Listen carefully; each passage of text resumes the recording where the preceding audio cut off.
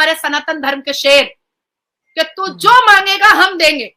और ये है लल्लू पंजू बंदर छाप, सड़क छाप, मदरसा छाप कि मस्जिद का डॉक्यूमेंट मांग लिया गया तो चोर की चोरी पकड़ा गई और दाढ़ी में तिनका पकड़ा गया, पूरी दाल काली निकल गई कि अब हाय हाय करके सीना पीटने लगे, मेरा इस्लाम खतरे में, मेरा इस्लाम खतरे में।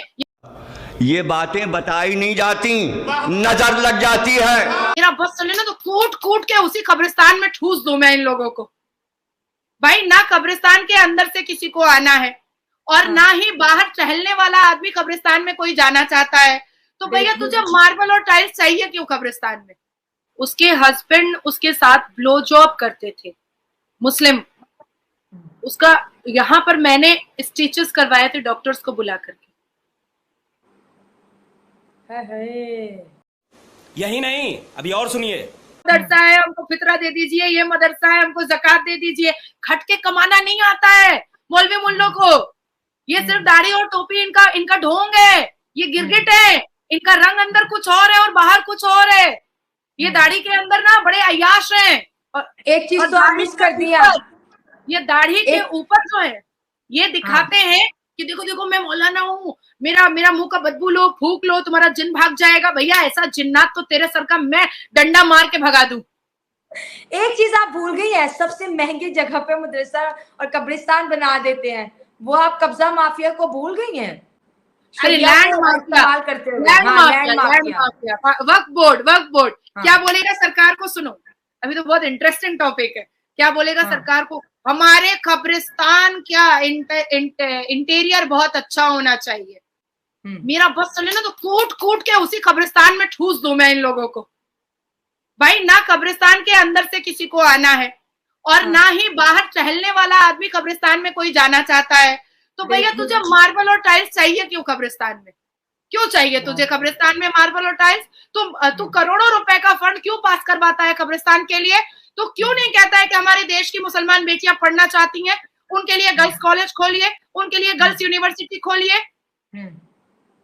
एक मुसलमान भी कभी नहीं बोलता है हिंदुस्तान या पाकिस्तान का कि सरकार को मेरी बेटियों को हर साल 500 बेटियों को आईपीएस बनाना पड़ेगा, आईएएस बनाना पड़ेगा, डॉक्टर बनाना पड़ेगा, स्कॉलरशिप देना पड़ेगा। कभी बोला कोई मुल्ला मौलवी? बोला? कब्रिस्तान के लिए, मदरसा के लिए, क्योंकि मदरसे में ये अनल सेक्स करते हैं छोटे छोटे बच्चों के साथ, छोटी छोटी बच्चियों के साथ छेड़छाड़ करते हैं, 9 साल की बच्ची के साथ छेड़छाड़ करते हैं और उसके बाद कहते हैं अरे यही मेरे ऊपर कूद गई थी। भाई साहब, ऐसे ऐसे मुल्ला और मौलवियों के मुंह में ना पखाना लगा करके रोड पे नचाना चाहिए इनको। 9 साल की बच्ची जिसको सही से अपनी आइडेंटिफिकेशन का इल्म नहीं होता है कि वो बड़े होकर के कैसी दिखेगी, वो है क्या, वो बच्ची, उसका मैच्योर माइंड नहीं होता है, वो तेरे ऊपर कूद गई, तेरी लंबी लंबी खौफनाक दाढ़ी पर कूद गई। ये कैसे हो सकता है? या बच्ची कूद गई या फिर शैतान ने कर दिया। इन्होंने कुछ नहीं किया, शैतान ने कर दिया। शैतान भी कहता होगा कि अब वो भी इल्जाम मेरे ऊपर लग रहे हैं जो मैंने नहीं किए, मतलब इनको अरेस्ट भी कर लो तो माफ कर दो, शैतान ने कर दिया। पहला हमारे इस्लाम में शैतान भी मर्दों पर मेहरबान है और इस्लाम भी मर्दों पर मेहरबान है। शैतान इनके सर पर चढ़ता है तो ये छोटी बच्चियों का बलात्कार करते हैं, इस्लाम इनके सर पर चढ़ता है तो ये 4 शादी करते हैं और हलाला करते हैं। तो सोचिए, शैतान भी मेहरबान और इस्लाम भी मेहरबान। भैया ऐसा शैतान और जिन्नात भी भगाना पड़ेगा। और ठीक योगी महाराज जी कर रहे हैं कि ऐसे ऐसे इस्लाम वाले लोगों का एकदम टाइट कर रहे हैं रस्सी, और एक कानून पर यह हिंदुस्तान भी चलेगा आने वाले वक्त पे। उत्तर प्रदेश और आसाम तो चलने के लिए अपनी दौड़ ही चुका है, ड्राफ्टिंग गवर्नर हाउस जा ही चुकी है, 2-4 दिन में कमेटी संगठन हो जाएगी और 2-4 हफ्ते में ये कानून लागू हो जाएगा। मैं तो कह रही हूँ कि सारे मुल्ले के हाथ में चूड़ी पहना दो, चूड़ी तोड़ेंगे, बड़ा मजा आएगा मुझे। सही कह रहे हैं। एक और चीज जरा वाजिया कर दे, हमने देखा है कि उत्तर प्रदेश में स्पेशली ये बुलडोजर चलाए जाते हैं।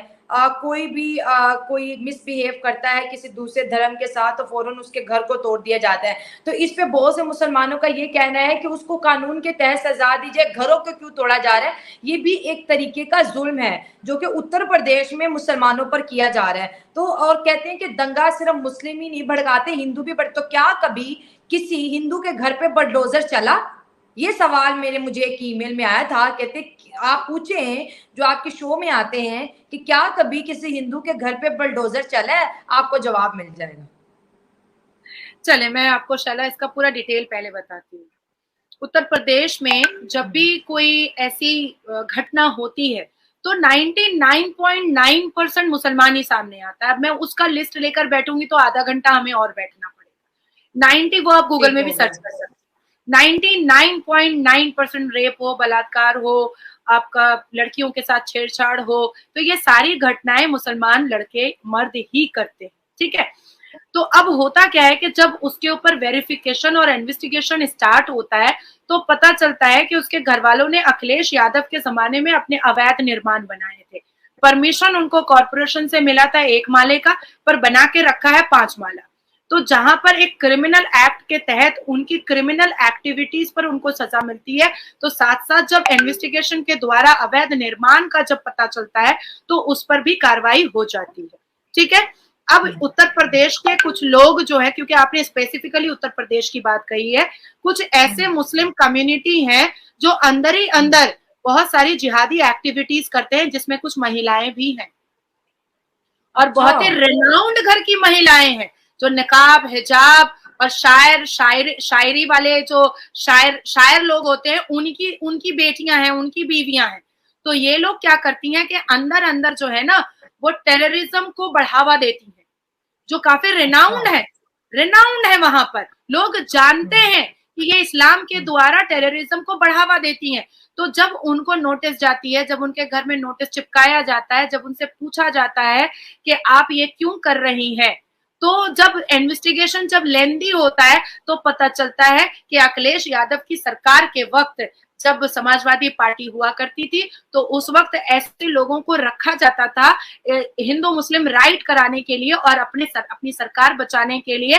तो ऐसे लोगों को थोड़ा इनकरेज किया जाता था कि ठीक है, तुम्हारा ये घर नहीं भी है, फिर भी तुम वक्फ बोर्ड के लैंड को तुम कैप्चर करो और तुम अपना घर बना लो। देखिए, कोई भी अगर मेरे आगे पीछे घूम रहा है तो मुझे उसको कोई ना कोई फैसिलिटीज देने की जरूरत पड़ेगी। वो खाली पेट और नंगे पैर तो आपके पीछे नहीं घूम सकता है। तो यही फैसिलिटीज उस वक्त उन लोगों को दी जाती थी। अभी मैं आपको एक बात बताती हूँ कि हालिया में आपने सुना होगा कि एक एनकाउंटर हो गया एक बहुत बड़े गुंडे का उत्तर प्रदेश में, अतीक। मैं उसका नाम नहीं लूंगी अभी, ठीक है, क्योंकि वो फिर उसको डिटेल में बोलना पड़ेगा। उसकी वाइफ असदुद्दीन अवैसी की पार्टी की मेंबर थी और उसकी वाइफ एक पूरा का पूरा टेररिज्म एक्टिविटीज और उसकी टीम चलाती थी। उसकी टीम में महिलाओं को बम गोली चलाना सिखाया जाता था।